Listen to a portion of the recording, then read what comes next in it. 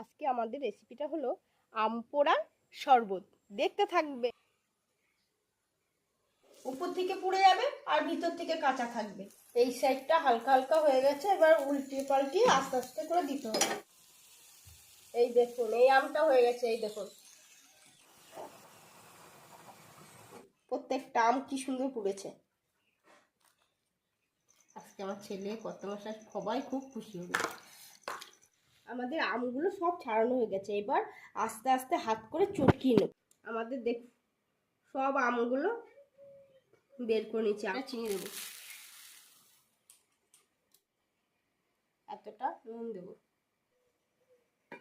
এই হাঁড়ির মধ্যে সব নিয়ে নিচ্ছি, তাহলে আমার গুলাতে আমের তো গন্ধই আছে, আর যে পুড়িয়েছি সেই পোড়া একটা আমের গন্ধ অসাধারণ।